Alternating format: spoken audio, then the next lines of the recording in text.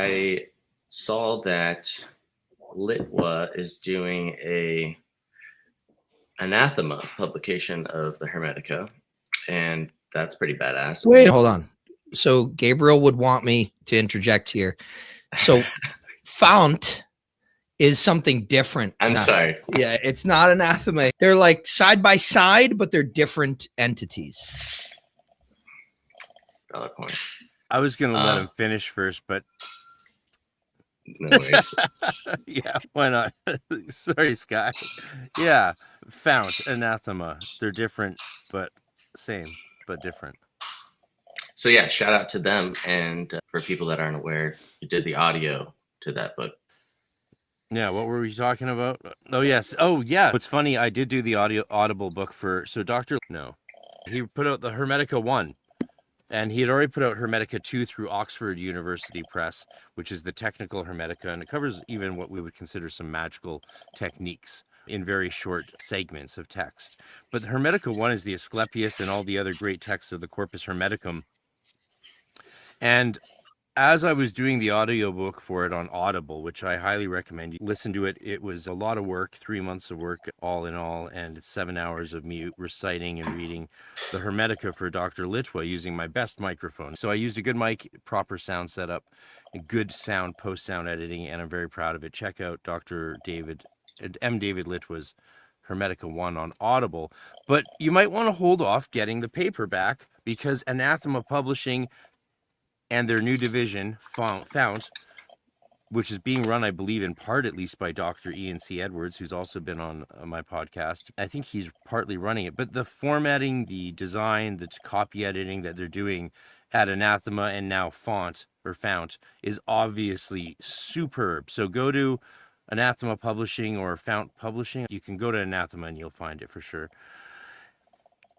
It's going to be an amazingly beautiful book in paperback as well as gorgeous hardcover with the gold overlays and with embossing or whatever they call it, embossing of Thoth on the cover. And the deluxe edition, of course, will be super beautiful. So you can get finally altar-worthy copy of this text. And I was calling it from the beginning. I was telling David that I considered it that he's given us the Hermetic Bible. And I guess I kept saying it so much he started using it in the promo materials because how can you not use something like that when someone keeps saying it? And so it's coming out. And throughout all of doing the audible narration in those hours and so many hours. When I agreed to do it, when I offered to do it, asked to do it, because it was a gift, I thought it was 20,000 words and it turned out it was like 65, 70,000 words. So instead of a couple weeks work, it was a few months work, and then going back and correcting errors and things like that. And he did say it was the best audible or narration audiobook he had ever had done for him, and he's been hiring people for years. So I'm very pleased that not only did I do my best work, but that it was recognized, and I'm very proud of that. It's honestly, if I died just being known for that audiobook, I would be pleased as punch. That might not sound exciting to some of you, but yeah, that's just how much it means to me. And also his reorganization of the text as a pathway of initiation really does give us what we've always wondered, which is, how do you read this thing? How do you use it? Do you just sprinkle it in here and there? That's what I used to do with my Yogi Publication Society version back in the 90s. But even reading it then, I could tell that there was probably some issues with the translation. Just phrases like providence is the minister of necessity. I couldn't really see them using the word minister so much, let alone the Greek word, original word presbyter. And the word providence just didn't sound very ancient. I'm sure it's a valid translation in certain cases, but yeah, Litwa has done a far superior job to all previous texts, retranslating them all, including the Nag Hammadi Coptic fragments. He teaches Coptic as well, so there you go. There will be more news to come on it as we go along, but that's my overall spiel, which I think is an experience I'm pleased to share with you all because it was a really powerful and beautiful experience for me as well. So that's what I got to say about that. It's nice to see that text honored in the way that it deserves. If people like Crowley and Mathers and Westcott, clearly they knew, especially from getting into the text to the level I have now, and doing Dr. Litwa also has a course on the Hermetica, which you can get for a song. and it's a great course. The depth of knowledge that we have at a preliminary level today all dwarfs what they would have had 100 years ago. But even as I say that, I feel like you have to be very cautious, because the more I study this text, the more I realize how deep people like Westcott and Mather's knowledge was. And I use Mathers and Westcott as an example of any of the great occultists of the last 500 years, right? Ficino first did the first translation. It was incomplete and highly problematic, missed the core message, you could say, in a gross, kind of blatant way. Basically, Ficino translated it to be that the highest we can achieve is through reason, but the actual text is to achieve the highest, you have to go beyond reason. So that's quite a big error, eh? That's oops. He was upset when he found out it was published. He didn't prepare it for publication. He translated it for the de Medicis and was upset when they just put it out incomplete and half-assed, as he would probably agree. So finally today we have an ability to understand the Hermetica and the Hermetic tradition on such a deep level. And not only that, you use it as a guidepost for our own path, whether we walk the way of Hermes or some other ancient Gnostic version of that kind of journey up to our nous, our intuition, our holy daimon, our higher consciousness, so that we can die and put on the fire tunic and become like the star gods and angels, only better, because we once were human, and that made us also dying gods, now risen to be super star gods. It sounds like somebody's like hitting a bong in the background in one of your. It does. I'm not sure what that is. If somebody has something cooking, it's like this little weird rattling sound that I'm seeing some people react to in the comments. You know what the thing is about the Hermetica, though, that I find that it's easier for people to project bias into than other texts, and I feel like that's why it's more favored by academia, because it's easier for academics to be able to superimpose and play with the language and in what they call nuance, which is part of really it's the term that they use to apply their methodology. But methodology is bias. It's just, it's a different term. It's methodology is academic bias. So I have seen the Hermetica whitewashed a little bit when it's more in agreement with Neoplatonic ideas regarding the soul. And the thing is, they don't use Egyptian terms whatsoever. And now it's not about just using the words, but they're using philosophical terms, Greek, Platonic, Neoplatonic philosophical terms in context, right? If you were just to superimpose the word logistica or nous or something like that, if you were just to superimpose it for ba or whatever you want to, however you want to call it, you'd have to move the context around. But in a lot of the original texts, particularly in the Corpus Hermeticum, they're using these things in context. They have the same context, these words, these philosophical variables almost. They're terms that they're used in the Neoplatonic. And I'm going to get into that because eventually it's really this clash, but not even a clash, but like a meeting of the Greco-Egyptian that really influences early Christianity. Christianity itself is more Hellenistic than it is quintessentially a Jewish heresy. It's got more in common with Hellenistic views of the soul and transcendence, soul flight, so on and so forth. But I like the Hermetica very much because it's so broad and there are so many different interpretations. But I certainly think that I've never read a version that doesn't have some kind of angle. But this thing, we're human beings. We're never going to escape that, no matter how hard we try. I'm curious about when you talk, Christian is very Hellenistic. One of the things that interests me about Christianity, though, is how in its beginning, it didn't have the idea of a soul, really, or an immortal soul that we live on after death. It believed in the resurrection of the physical body. And so at some point, I think it became much more Hellenistic, because that's not really a Hellenistic idea, is it? The resurrection of the physical body? No, I don't think so. But what mattered more to them was the pneumatic body. But certainly I would say the spiritual undercurrent of, let's say, the evolution of the person so that they access the kingdom of heaven, right? Because he doesn't say the kingdom of heaven is waiting for you in the resurrection when I come again. He says the kingdom of heaven is within you. And so there's this impetus and towards internal states that I wanted to get into versus the things you find in the Old Testament, like in the Ten Commandments or in the laws of Leviticus, which they're much more so about external taboos, whereas Christianity, like in things like the Sermon on the Mountain, of course, many of the things that Christ tells his followers, the emphasis is more on their internal state. So he's saying, look, it is said that you shall not covet your neighbor's wife, but if you even think about it, you have committed that adultery. He puts the emphasis not on thou shalt not lay with another man as one would lay with a woman, like in Leviticus. He doesn't put the emphasis on thou shalt not say the Lord, take thy Lord. And I think that is much more so in line with what's going on. And I also think that the Gospels in particular are not, I personally, I think there's a lot of symbolism in them that is revealed if you understand the sort of surrounding traditions, where it's a very behavior-based, or the root of behavior, the internal state.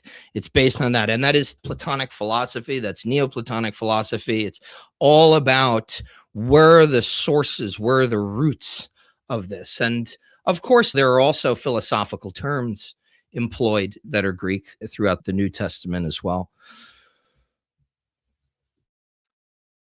Yeah. I think it's, as Christianity is obviously a fusion of what Judaism was like at that time. That's where probably the body emphasis comes from, because Judaism didn't have much of an idea of an afterlife other than Sheol, where you went and not much happened. So they were all about celebrating this life, celebrating your family, your community, being alive, which of course is one of the beautiful things about Judaism. And we see that transmitted to Christianity through St. Paul and Jesus and many of those writers, right? And then later on, it seems to have gotten a bit more focus on the afterlife rather than here. But also the apocalypticism of Paul is probably a major contributing factor to the looking to the hereafter, right? Because even if this is the kingdom of heaven, even if we're meant to create it here on earth or find it in ourselves here on earth, Paul still did have this sense of impending doom, which led to a lot of his social teachings, right?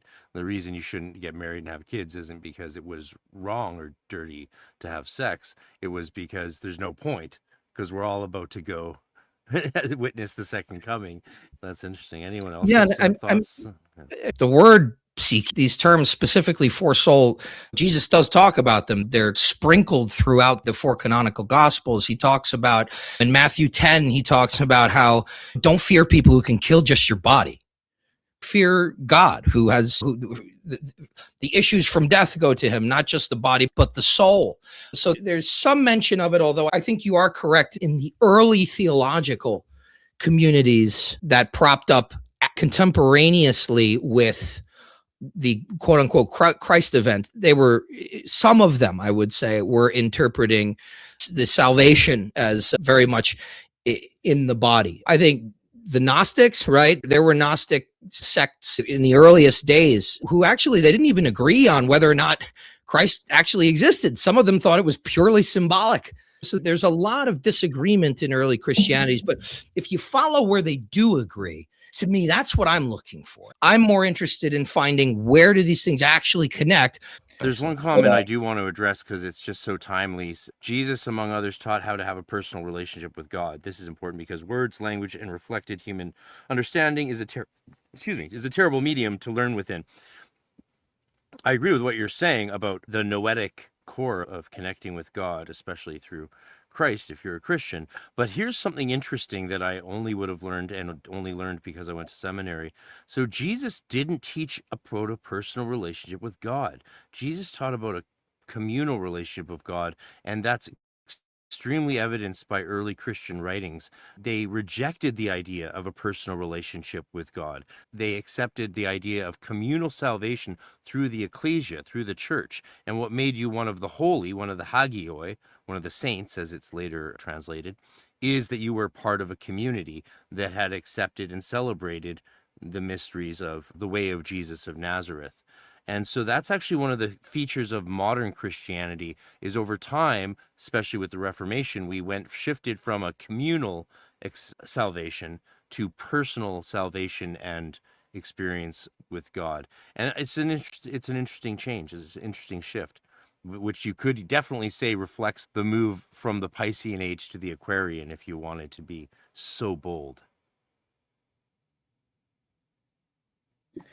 Just on the conversation that we were having on the origins of Christianity, I think an important piece of the puzzle as well in understanding where this came from is looking at what was happening in, for example, the Qumran community in the couple of hundred years leading up to Jesus' ministry. You had a very different kind of more mystical Second Temple style Judaism that was happening there, which may or may not have influenced John the Baptist, who of course was Jesus' teacher. So there's stuff coming in from there. There's the mysticism that we're pretty certain Paul practiced, because he talks about going to the third heaven. So there's some interesting kind of mystical origin points for later Christian belief, both in terms of the Hellenistic stuff. I think undoubtedly there's evidence of that influence, but also some of this mystical Jewish stuff that was happening in the 200 years before. Yeah, I think that's a good point. And it's also like a lot of these communities were being transformed by what is called Hellenized Judaism. Obviously a product of the Alexandrian conquests, but there was a lot of that thought proliferated. And really, it really was the Greeks interpreting and expressing in their own idiom Egyptian wisdom for the most part. Thing is, too, like I suspect that there's ancient Mesopotamian stuff going on too, the more I look into it, but I don't have access to that at the same depth as the other stuff. I'm getting more interested in ancient Mesopotamian religion, but it's because it's absolutely just fascinating. But if I had to guess, I'd say that the Egyptian and the Mesopotamian stuff were in some way, shape, or form related. I just know more about the Egyptian than I do the Mesopotamian. Maria the Jewess, or Maria Prophetissima, the first alchemist who taught Zosimos, the great hermetic in Alexandria in the 3rd century, she said she got her alchemy from Babylon, right, from the Mesopotamians. So clearly right there you see the emergence of that wisdom from a Jewish woman, the first alchemist, being passed on into the Hermetic community, of course, into the melting pot that was Alexandria, the hub of knowledge. So that, yeah, clearly we owe a lot to Mesopotamia.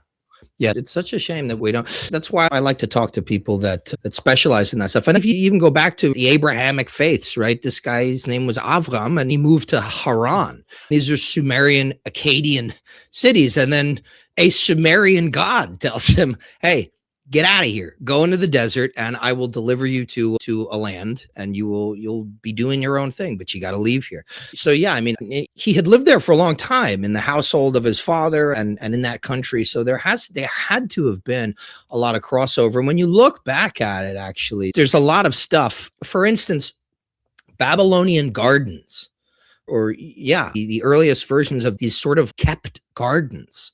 They were stratified. The classic style of this in ancient Mesopotamia were these quartered gardens. They had 4 quarters.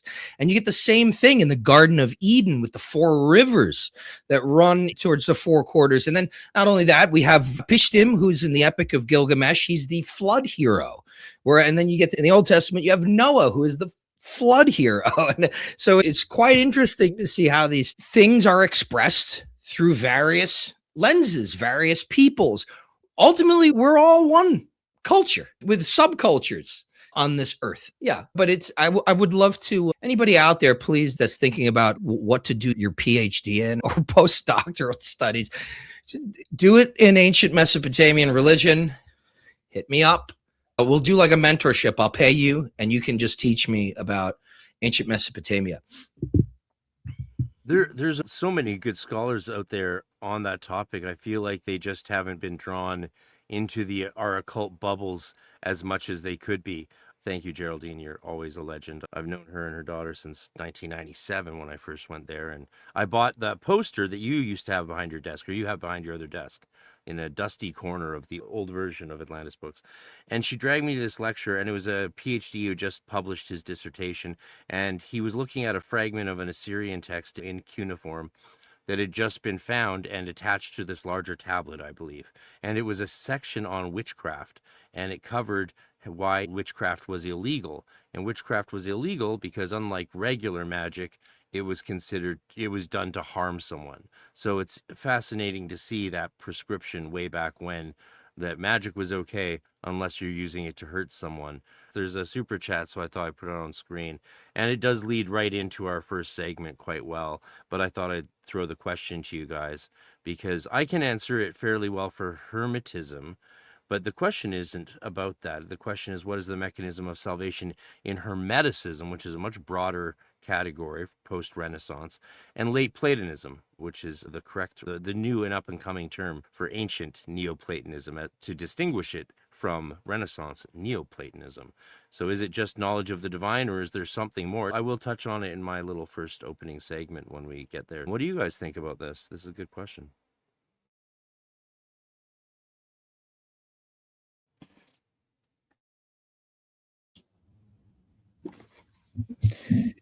Yeah, this is not my particular area of expertise, so I will derogate to others for this one. For late Platonism, I talk so much that I just want to make sure I'm being respectful to everyone else. But there isn't the same kind of soteriology in late Platonism as there would be in something like early Christianity. It's similar, it's related, but at the end of the day, it's not something that has to do with whether you're going to heaven or hell. It has to do with really primarily an evolution of the soul to the point where you stop reincarnating. There's no more cycles of what they called metempsychosis, right? The transmigration of the soul. And particularly, you get some pretty evocative descriptions of this, though vague, but it maybe impressive would be the right word, in the Phaedo, Plato's Phaedo, when Socrates goes into the afterlife myth.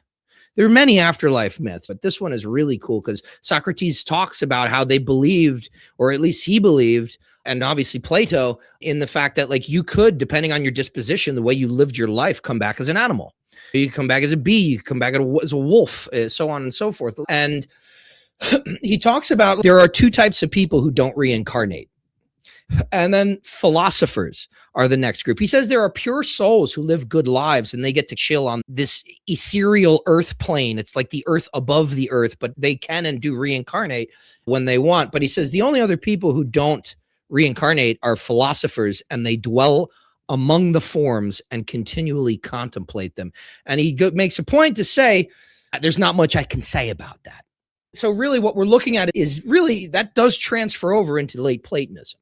They are talking about, it's constantly about, even if it's theurgic, they're talking about contemplation. They're talking about enosis, right? The union of the soul with various divine intermediaries and deities until we finally reach the noetic level. That is hypostatic nous, the mind of God, and we mind meld with God. Now, the thing is, we don't disintegrate, evaporate, and float into the stratosphere and become stardust. We come right back to where we were because we didn't physically go anywhere in the first place.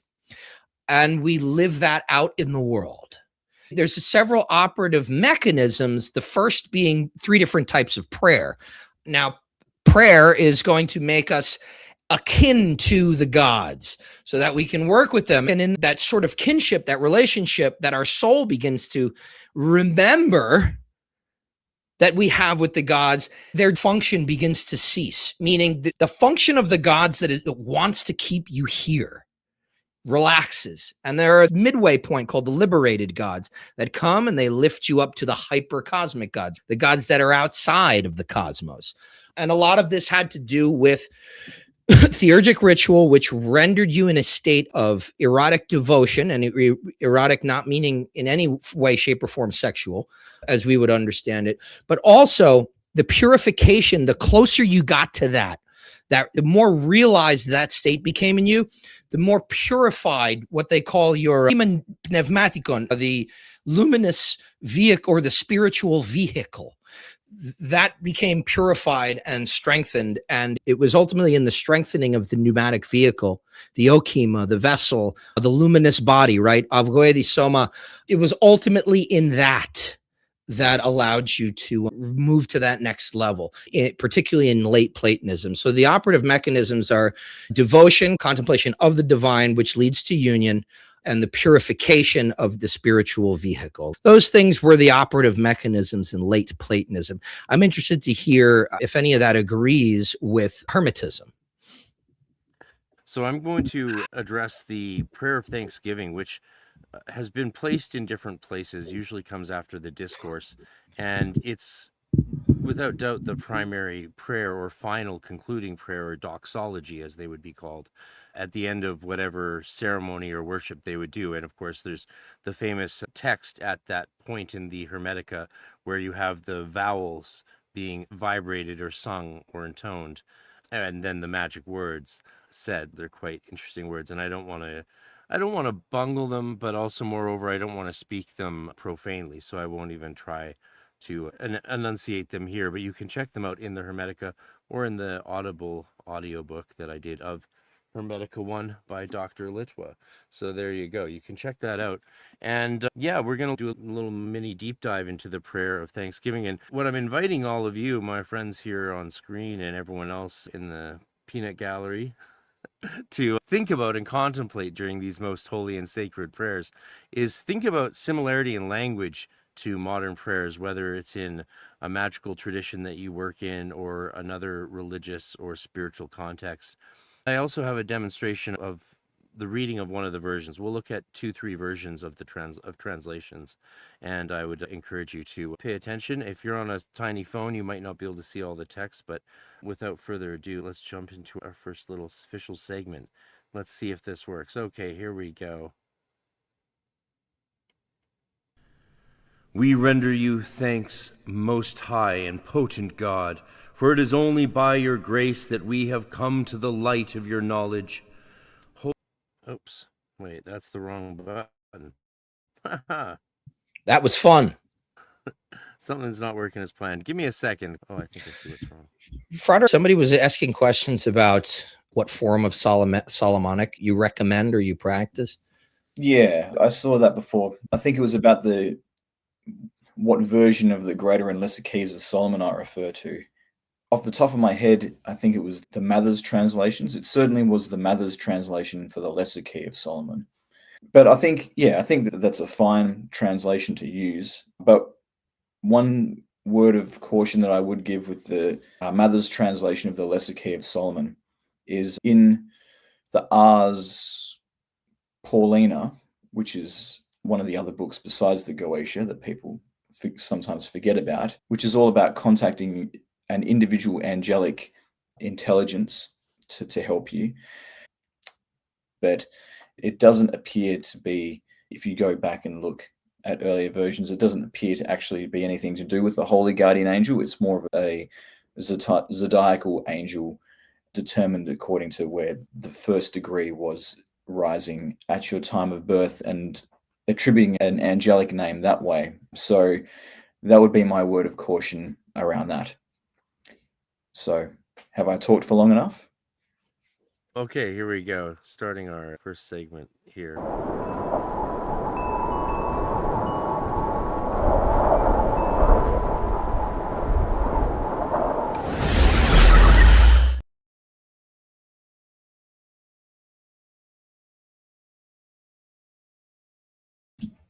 Beautiful. Anyway, there's a little transition to start the segment. So the Hermetica ends with a prayer of thanksgiving. And it comes at the end of this very magical component of the Hermetica. And the idea in it is very clearly to acknowledge, well, they believe that this is the only kind of thanksgiving that you can give. The best way to serve God is through giving thanks for existing. So it's a very embodied theology that the early Hermetist community had. And we know that it was a pushback against Greek intellectualism and philosophy. to a large extent, even though it was obviously subsuming many of those ideas as well as other Egyptian ideas into its formation. And even if he did, doesn't change the fact, of course, that what else is the Bible and any other sacred text at this point in our history but scraps of different remaining manuscripts, some complete and unchanged over centuries, and some cobbled together from like the Dead Sea Scrolls and codexes. And yeah, we have what we have. And with the Hermetica in particular, it looks like there was a later illiterate astrologer who went through it and made notes, and then a copyist interpolated those notes into the text. And that's what a lot of scholars have been going through and removing, which of course is going to lead to tremendous growth in Hermetic scholarship, as scholars now have the freedom or license to go through the text and start debating which lines and ideas they think might have been part of this original hypothetical Hermetic community and which ones might not have been. So I want to give you an example of the prayer. This is the prayer from my favorite translation of it. Forgive me, Dr. Litwa, for not using your translation, because my favorite translation is actually by Clement Salomon, and what he's translated as the Prayer of Thanksgiving is from a different manuscript tradition. It's from the Coptic Nag Hammadi. I believe it's from the Nag Hammadi. It's the version I like. There's some really good qualities about the Copenhagen as well as Litwa's translations. Copenhagen, of course, is the most well-known version of the Hermetica texts, especially if you're not a French speaker, because if you're a French speaker, you would most likely know the texts. So here's me reciting the prayer with meaning. Listen to the whole prayer. Afterwards, they would then consume a meal, which has been described as either without the flesh of living things, without the flesh of animals, or without consuming any living thing. Either way, it's clear that it was probably some bread or something similar to that. Not really too much of a shock, since the Hermetic community was aware of Christians. They interacted with Christians and with Jews and with many other kinds of pagans, because the Hermetists were pagans, unlike the Hermeticists of the Renaissance, who were distinctly Christians reforming themselves through their knowledge of the Hermetica, which was made possible by the Ficino translation, the Catholic priest Marsilio Ficino. And let's not forget that due to Dr. Sledge's on Esoterica's fabulous Agrippa course, we have a new understanding of Agrippa in context.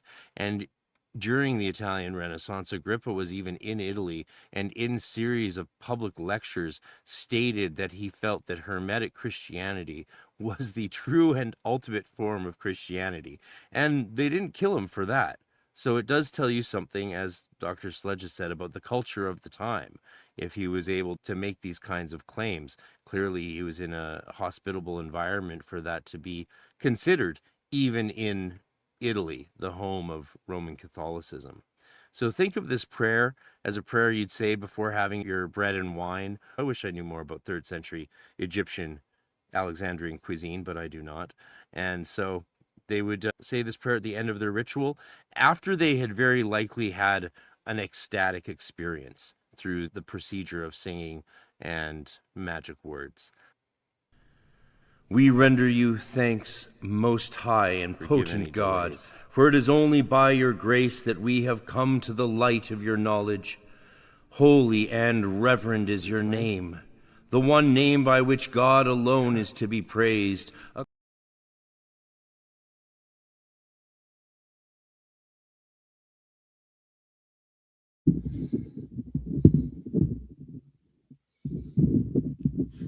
Did it cut out?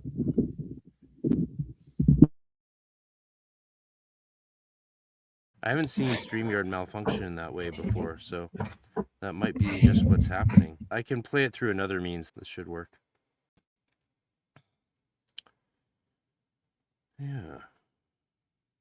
All right.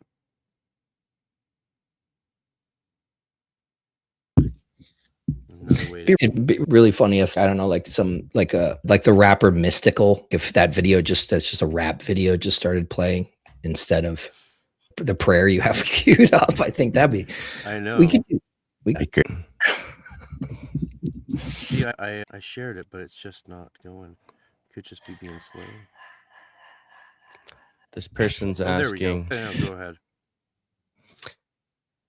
They're asking me, how do I see the difference between Plato and Pythagoras? I guess I would say my rudimentary understanding is that maybe Pythagoras would be more oriented towards finding divine in numerology or mathematics, and maybe Plato would be more oriented towards ascending to the good or focused on the good or something. But if outside my wheelhouse, I would probably redirect that question to Ike because this is his area of expertise. Do you think I'm off on that, or what do you think? The interesting thing is that the earliest fragments, the ones that come from, I think, like Philolaos and a few of those guys, they would have been living like during the time of Pythagoras. And they didn't really write anything about math, which is interesting. They were much more concerned with a rule, almost like a holy order, a rule of living, and the politiki, the group or communal politics. Now, you get into Neo-Pythagoreanism in the first few centuries of the Common Era. It's a different story. I think that the heart of the cult was a number mysticism, but the thing is they were prohibited from talking about it. Of course, like those guys that would have lived in that very strict rule of life where they were really obligated to secrecy, I think that they wouldn't have written about it. So that makes sense. I think Plato, obviously, he was also interested in politics. It can be said that the entire Platonic oeuvre is centered around creating the ideal political situation because he lived in the time of the 40 tyrants where they were doing like Gestapo style, pulling people out of their fucking homes and killing them at night. And many of them were his relatives. Like the people in power were Plato's relatives. And he said, I'm very primed for politics, but I walked away and I chose the life of philosophy. I could have easily gotten into that. You read like his 7th letter, which is arguably the only one that most scholars agree is authentic. And it talks about, it's strictly political because he's talking about the time that he was called forth to go and deal with the prince, now king Dionysus in Sicily. He had just inherited his father's kingdom.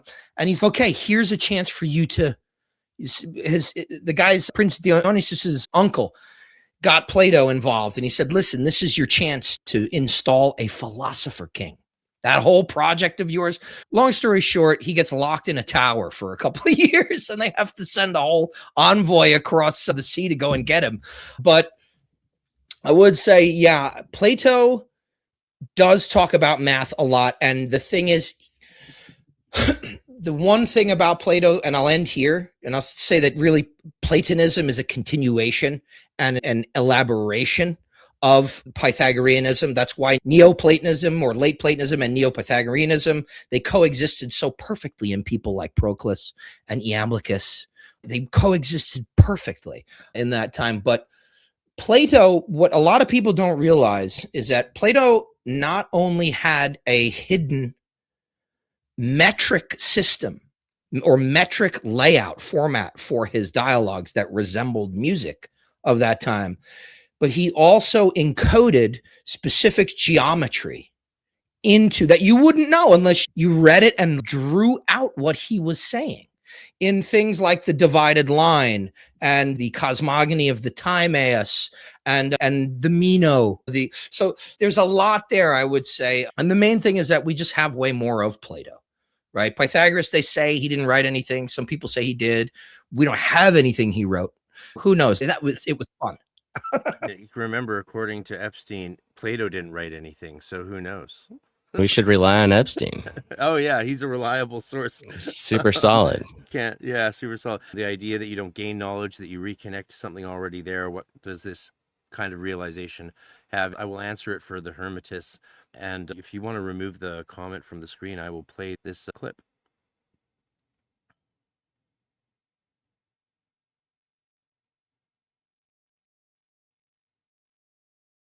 Can you find it? You're a pro. We're trying Thanks, to get man. a little production value for you folks, and hope you appreciate it. You just have to find the comment, and then if I click back on it. How's that? I got it. I think I got Sweet. it. There we go. I know, you had your robe on. Thank you all for all of your contributions to our channels. The prayer of thanksgiving of the ancient Hermetists.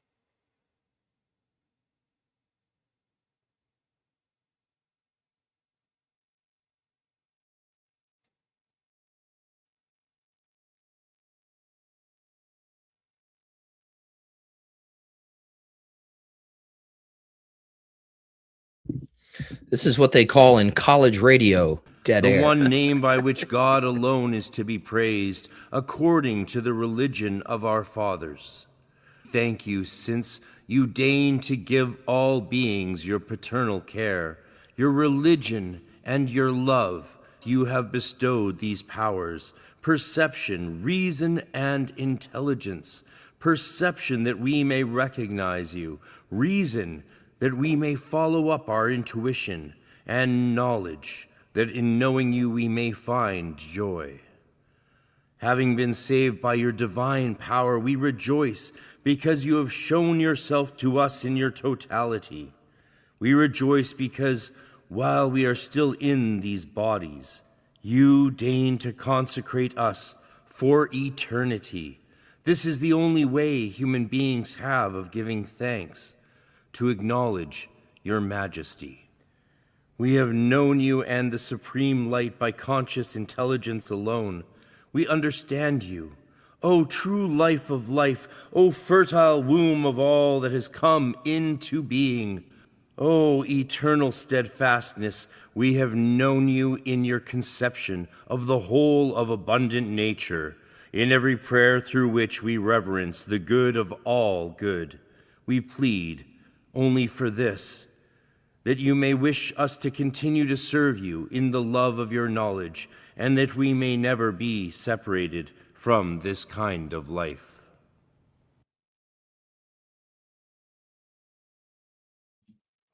Glorious. Well done, sir. Yeah, I'll golf clap for So, that. all right. So that is the translation from Clement Solomon, and that's from this small, very small text on the Asclepius. It's an alternate manuscript tradition of the Asclepius. And so what I'm going to put on the screen now for you guys is Dr. Litwa's translation. And so if you can remember something of what we just heard and look at this text, you might notice some key differences. Yeah. They're not necessarily going to be the most drastic differences, but a few of them are. It should allow us a good chance to also address that question that was kindly super chatted to us. So putting this on the screen. The prayer of thanksgiving. So this is the prayer that they prayed. We thank you, every soul and heart stretches toward you, O name unoffended, to be honored with the designation God, and blessed by the designation Father. The Father's goodwill, truth, and love extends unto all people and unto the universe. And if there is a sweet and simple teaching, may it bestow on us nous, logos, and gnosis. Nous, that we may noetize you, logos, that we may interpret you, and gnosis, that we may know you. We rejoice when we receive light in your gnosis. We rejoice since you have taught us. We rejoice since while in a body you have made us gods by gnosis. The thanksgiving of humans stretching toward you is one thing, that we know you. We have known you, O noetic light, O life of life. Oh, we have known you, O womb of all nature. We have known you. O womb that conceives by the Father's penis, we have known you. O eternal consistency of the Father who so richly begets, we worship your goodness. One single wish we request. We wish that you keep us in gnosis. One protection we wish, that we may not slip from a life such as this.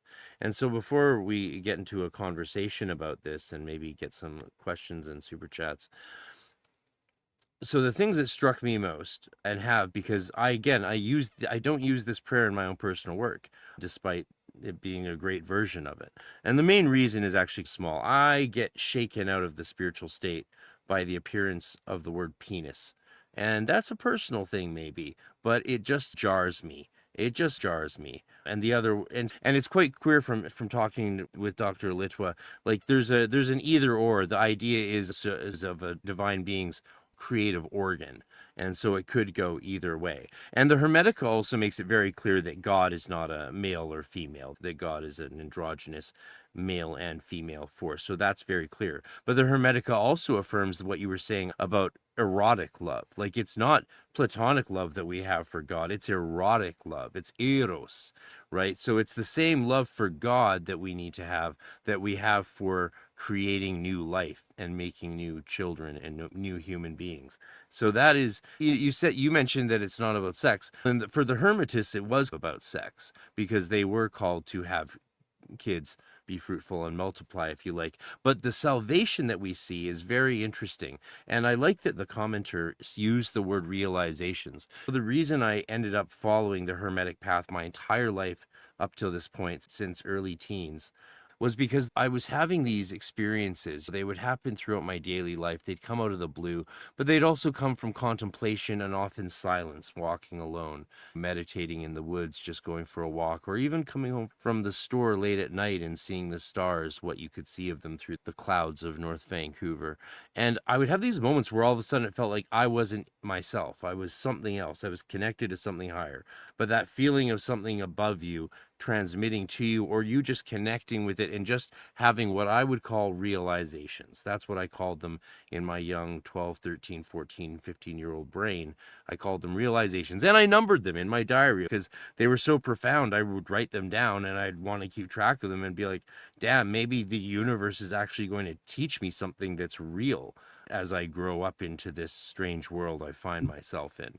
So for me, that's what that experience was. And the reason I became a lover of the Way of Hermes is because when I read the Hermetica, or the Pymander in particular, because that was the first text I really had access to in this little beautiful hardcover by the Yogi Publication Societies, that was what they were talking about. It was confusing in those days, but there was this clear idea that through dialogue or relationship and just openness to divine, to what is beyond nature but still in nature, we would open ourselves to a higher knowledge. And that's what it felt very much was always coming through, was this higher knowledge. And in the Hermetica, it's considered to be, that's what's achieved through Hermetic initiation, through wondering at what's beyond, being guided, doing these practices of sound and prayer. You access your nous, which is a holy daimon. It is considered a spirit. So that which is your intuition also connects to your daimon. And the daimon in the Hermetica, for those who might not know in the chat, is a god. It is like a god. It's also like an angel. It is mainly a daimon, and it is your higher self. And if you successfully initiate into the way of the Way of Hermes, your soul, when you die, unites with that higher self in a sense. You get this tunic of fire or body of light, and you go off and become like the star gods and angels. But any communication, any gnosis, in the sense of higher consciousness, in the Hermetica itself, it says you can, through that gnosis and nous, know anything and be anywhere. It's quite explicit, which should make a lot of modern magicians really happy, because we often struggle to define the parameters of what we think is possible on our spiritual or magical paths. The Hermetists are very optimistic in every way most of the time. And as far as they're concerned, through your nous and through the gnosis given by God through your holy daimon, you can know anything and be anywhere. So that's my spiel on that. And therefore, we give thanks. I want to talk about that penis real quick. I knew you would, brother. It's just interesting because that you use the word transmission, and that's effectively what that is alluding to, is the movement. This is the first, particularly in something like Platonism, Neoplatonism, this is the first movement away from the absolute, which, as you aptly put, contains both of those. It is androgynous, right? So it has both. It's not neither, it has both. And then the first transmission is a movement away from that stillness that we call prodos, right? Emanation. And then you get that in the Platonic thing. And we're talking about what receives that emanation is psyche. But more importantly, not just any soul, psyche cosmou. The soul of the world soul receives the noetic projection from the absolute. And there it says, who fertilizes the womb of nature with thy penis. It is the mind impregnating the soul of the world with harmony, ratio, proportion that allows it to seem autonomous. Like God's hand doesn't have to come through the cloud and make up and pull a plant up by the shoot, because it appears that this is autonomous because he has projected his mind into it. Now in the coffin texts, you get this version of it in something that is purely Egyptian. You get Atum, and he rises out of primordial waters of Nut or Nun as an egg, and that egg hatches, and then Atum comes out as a bird. And what's the first thing he does? And from that ejaculant, he births the two powers of Tefnut and Shu, air and fire. But what he says shortly after that is, when I was alone, Inun, inert, they were already with me. So there again, he's talking about, even when I was one, those two, what I created were inside of me. So again, there's that androgynous nature of the first creator. And I just thought that it's so beautiful to see something like that just carried, from the coffin text to the prayer of thanksgiving. That has been a through line in this kind of religio-philosophical thought that has continually attracted me to it, is that it has fucking stayed in place. You just have to be able to see it when they're talking about it. And that's one of the things that I try to encourage people to do. Like I was saying before, is see the commonality. They're talking about the exact same thing over thousands of years. That's enough dick talk for me. I've got a question. Yeah. I want to ask, what are the differences between Litwa's translation and some of the other translations, and how does his translation lend to a more accurate understanding in your estimation? What are some of the details about that? He uses the technical terms. He uses the technical terms noetic, noet, and noetize, which would be, that's a creative choice from him, but very true to the text. So noetize, and he says, so when the Solomon translation talks about the three faculties, right? It says perception, reason, and intelligence, whereas Litwa doesn't say intelligence, says gnosis. Reason, I think, perception is noes, and from nous, I believe. And reason, what does he say? Let's see there.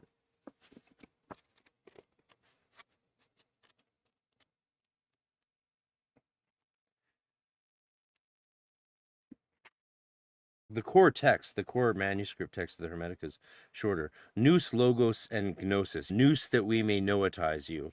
Whereas the other translations use more common words.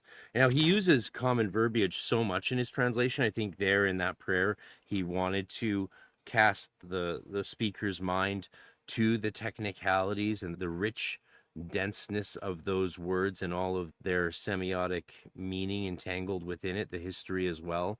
Whereas in the Clement Solomon translation, clearly he's going for communicating clarity to the reader. We could look at the Copenhagen translation here, and it's from the same manuscript as the Litwa.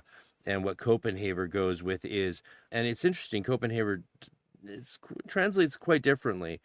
We thank you, Supreme and Most High God, by whose grace alone we have attained the light of your knowledge. That's similar. Holy name that must be honored, the one name by which our ancestral faith blesses God alone. We thank you who deign to grant to all the Father's fidelity. See, there you have a real lack of clarity in that line, and that's fine. It's probably more literal, but that's where the Clement Solomon and Litwa are a bit clearer. So they definitely, Litwa always errs on the side of clarity, praise be, whereas the original Copenhagen can struggle for precision, and with literal translations you can often lose clarity.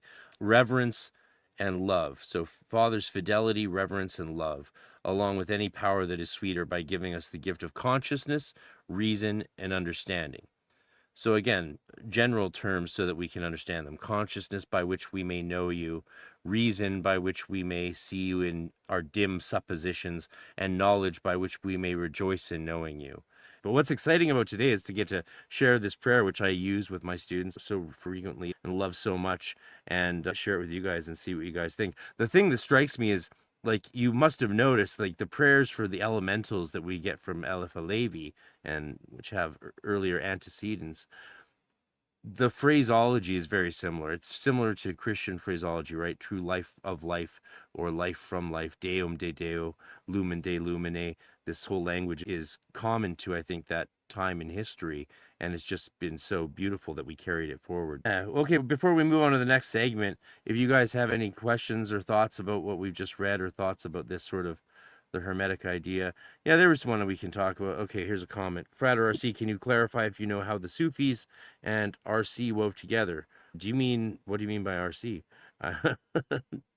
Do you mean you? How did you get woven together with how Sufis? do I tie it? Did Sufis talk? I've had Sufi friends growing up in Waldorf school and watched them dervish dance and all that.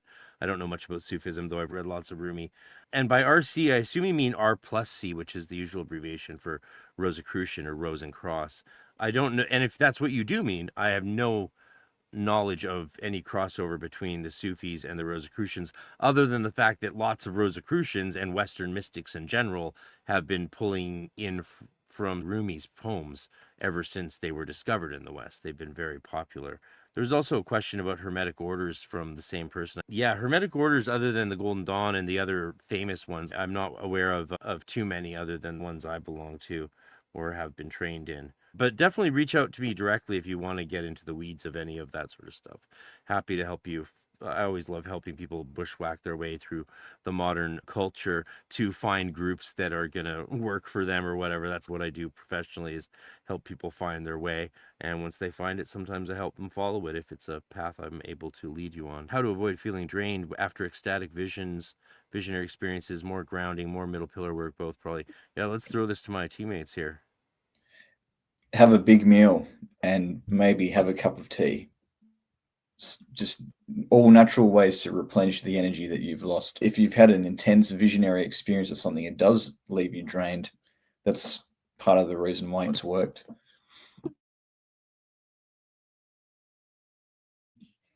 What do you think? I love that. Yeah, I read that a lot early in my Golden Dawn training. Any effective energy, any effective magical work should render the practitioner in a state of fatigue and being drained. Now, I would, sure, Western magic, absolutely. But also being trained at the same time in alchemy through school and through private instruction, you're taught methods to not use your own energy, but to open up certain ways to use you to serve as almost like a transformer or a conduit for universal energy. But the thing is, you can't just do that. Your spiritual vehicle, you could call it your etheric body, right? That has to be ready to hold more amplitude, higher volume of that energy without making you psychotic, because it's just going to fuel what's already there, right? So if you've got issues, particularly with lust, with appetite, this continual kind of work of drawing more power into your battery is going to exacerbate those things until you get a handle on it. So part of it, as I mentioned before, in the Neoplatonic sense, is you got to get this right. And in the meantime, also train your etheric vehicle to be able to hold more of that universal energy. And one of the ways we do that in the Golden Dawn is, as you mentioned, the middle pillar is a good way to begin to slowly siphon more and more amplitude. And you're technically in that exercise drawing down what we would call the Shefa, right? The undifferentiated white scintillating light of the creator. That's my take on it. Qigong has a methodology for avoiding that drainage by, rather than exhausting yourself, your microcosm, to just render yourself completely latent and open up and transmit higher energy. And I write a little bit about that in the book. Reiki practitioners will be able to do that, because otherwise it's etheric vampirism. You're sitting here, yes, I'm healing somebody, but they're taking all my energy, which can make me sick.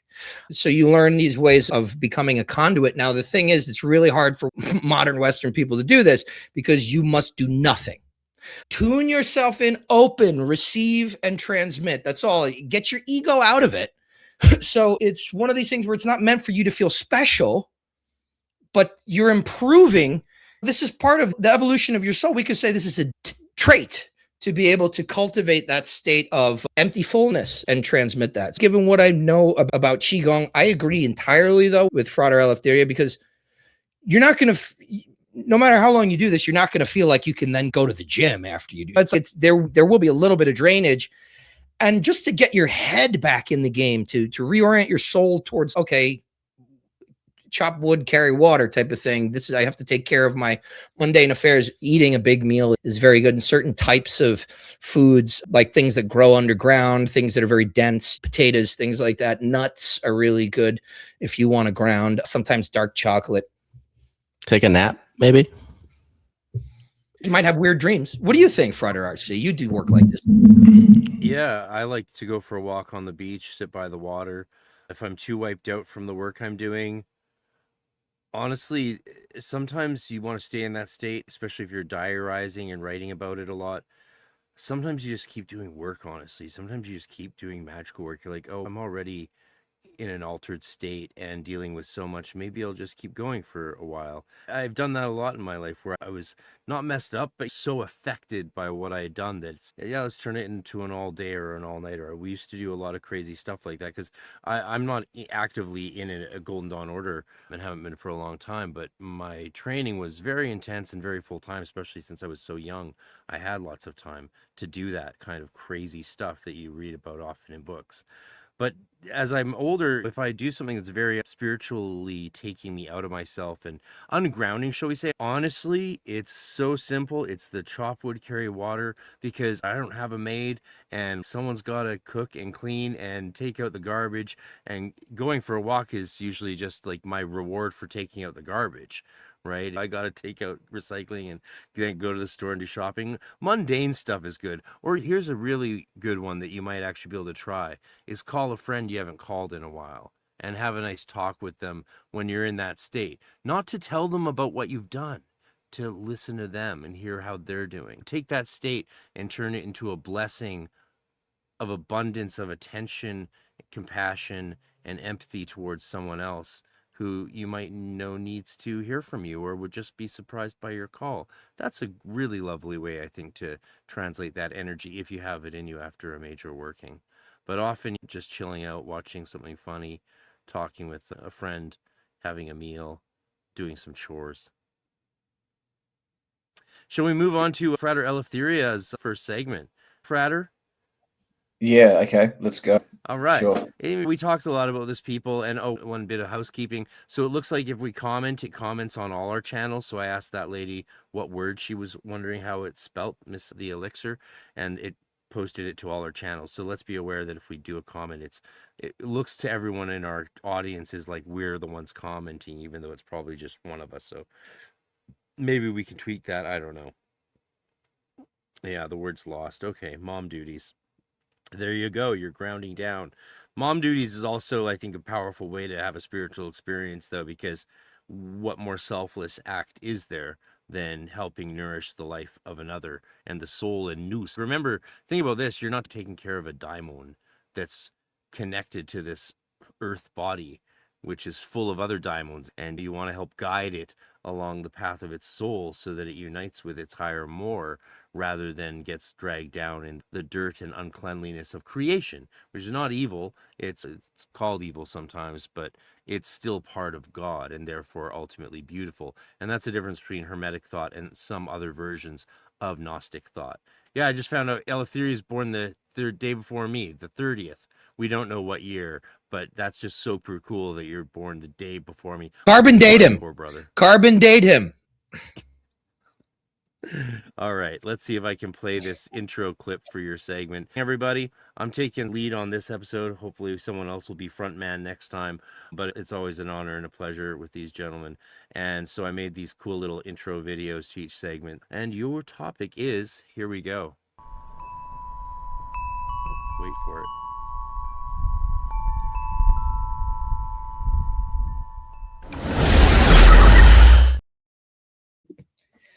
Yeah, so I'm going to be talking about the Pistis Sophia a bit today.